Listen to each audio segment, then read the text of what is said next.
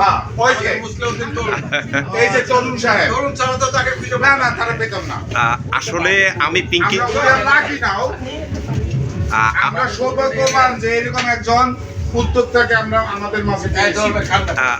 আমি পিঙ্কির উদ্দেশ্যে একটু বলি আর আপনারা খান। পিঙ্কি হচ্ছে নারী উদ্যোক্তা, এই বছর 2025 সালে জাতীয় প্রাণী সম্পদ মন্ত্রণালয় থেকে জাতীয় পুরস্কার পেয়েছেন এবং 3 জন উপদেষ্টা তাকে পুরস্কার দিয়েছেন মন্ত্রী পরিষদ থেকে। পিঙ্কি গ্রাম পর্যায় থেকে শুরু করে উপজেলা, তারপরে জেলা, তারপরে বিভাগ, তারপরে জাতীয় পর্যায়ে পুরস্কার পেয়েছে। তার 10টা প্রতিষ্ঠান আছে। তার গ্রুপের নাম হচ্ছে প্রয়োজন গ্রুপ লিমিটেড, বুঝতে পারছেন?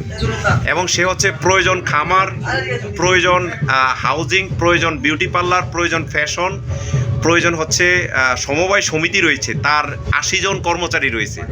তো সেখান থেকেই পিঙ্কিকে আমি জাতীয় পুরস্কার ফেসবুকের মাধ্যমে খুঁজে পাইছি। যদি আমার বাড়িও চরপেশন, তার বাড়িও চরপেশন। তো সেইখান থেকে আমি বললাম যেরকম একটা অনুষ্ঠান হবে, আমি ভয়ে ছিলাম যে শামীম ভাই তাকে নিবে কি না নিবে। কিন্তু যখন আমি বোরান ভাইকে বললাম এবং শামীম ভাইকে বললো যে ওয়েলকাম, একটা মাত্র সিট ছিল পিঙ্কির, মানে নারীদের। হ্যাঁ, তারপরে হচ্ছে অনেকে শামীম ভাই বললো যে একটা চেয়ার মাত্র আছে, সেখান থেকে এই পিঙ্কিকে নেওয়া। এবং পিঙ্কি নিজ উদ্যোগে বললো কি আনবো আমি বলছি তোমার কি আছে। ওর 8000 খামারে 8000 হাঁস আছে ওর, এবং 30,000 ওর মুরগি আছে, এবং 70টা গাভী আছে ওর খামারে। তো ওইখান থেকে ও বললো যে আমি হাঁস নিয়ে আসবো, এবং এই হাঁসগুলোর ওজন হয়েছে 7 কেজি। তো সেই ভোলা থেকে চরপেশন থেকে ও হাঁস নিয়ে আসছে ঢাকায়। হ্যাঁ, অনেক কষ্ট হয়েছে, যদিও 3টা হাঁস আনছে এখানে। 3টা হাঁস আনছে, বুঝছেন? একটা হাঁস যেখানে রাখছে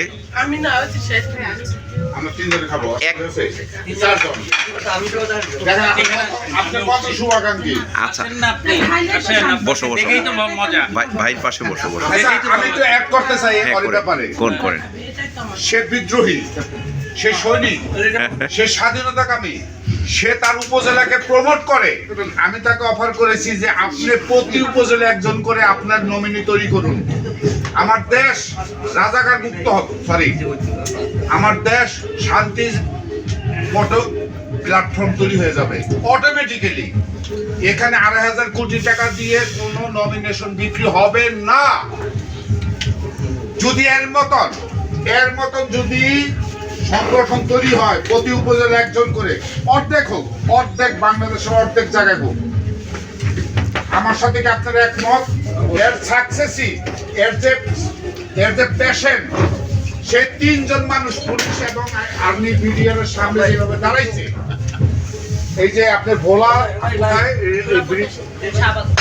হ্যাঁ, এই যে শাহবাগের আজকে ডেমনস্ট্রেশনের ভাই শুনেন, আমরা অনেক ইমোশনাল হই, কিন্তু প্র্যাকটিস করি না।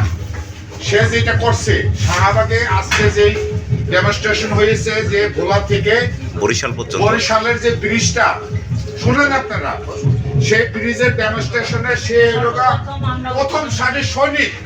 এবং এক ফোনে 1300 লোক উঠছে। ওই যে দেখেন সবচেয়ে বেশি খারাপ লাগছে যে যখন এই 1300 লোকের মাঝখানে আমি একা ছিলাম। সে বিকামিং অফ বঙ্গবন্ধু। এই শুনেন, সে বিকামিং অফ বঙ্গবন্ধু, সেকেন্ড আরেকজন বঙ্গবন্ধু তৈরি হবে। কাটি কোম্পানি আছে না, অনেক বড় কোম্পানি, তার বিরুদ্ধে কেউ আজ পর্যন্ত লড়তে সাহস পায় না, কিন্তু আমি আন্দোলন করি। খামারি থেকে নিঃস্ব করে দিচ্ছি, সর্বপ্রথম আন্দোলন আমি করেছি।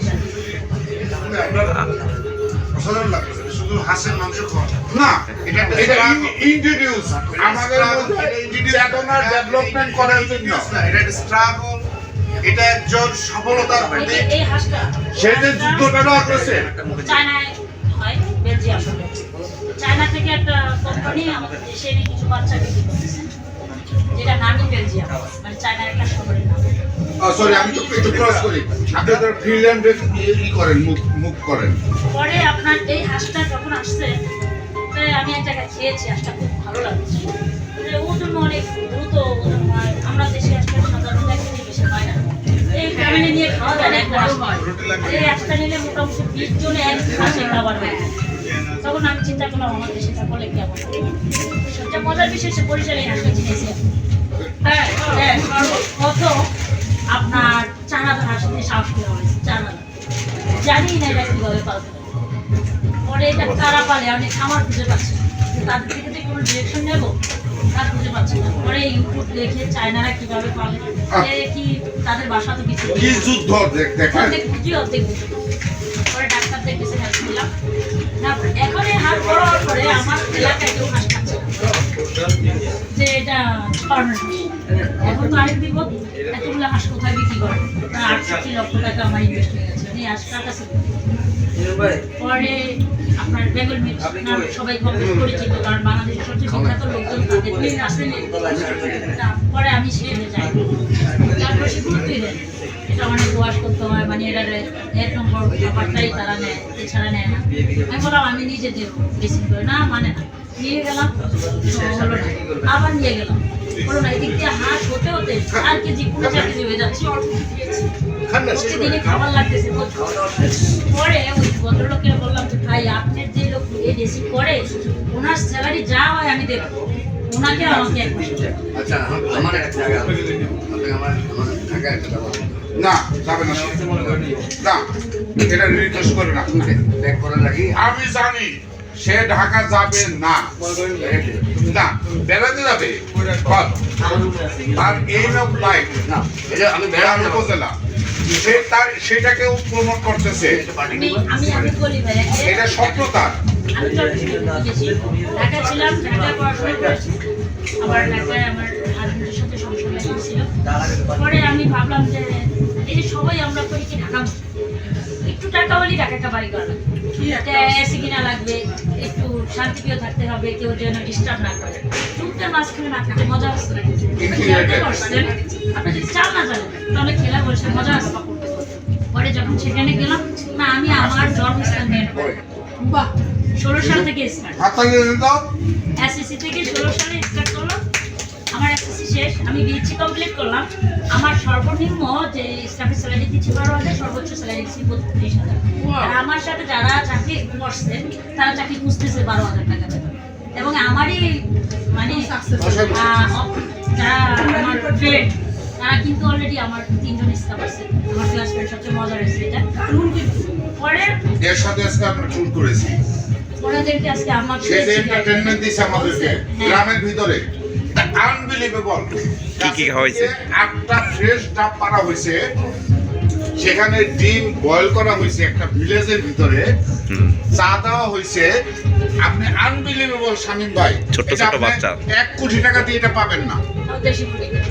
না সেটা না, সেটা যে অ্যাটমসফিয়ার অফ প্রেজেন্টেশন, তাদের যে মন মানসিকতা, আমি ভাই বিশেষ করবেন আমি ভিতরে কান্না করে দিছি। তারা গেছে তাও আমার এক স্টাফের বাপের বাসা, মানে শুনছে যে আমি ডাইরেক্ট কেউ না, আমরা পুরো গ্রামের সব লোক জড়ো। একটা ডাব কাটার পরে 3 গ্লাস পানি হয়েছে, আমি 4 গ্লাস পানি খেয়েছি। এবং দুধ চা খাওয়াইছে গ্রামে। Not only that, দুধ চা। এরই আরেকজন, আমি জানি না সে কলিগ, এই শুনলেন এই দইয়ের কাহিনী, এরই ফ্রেন্ডের দই।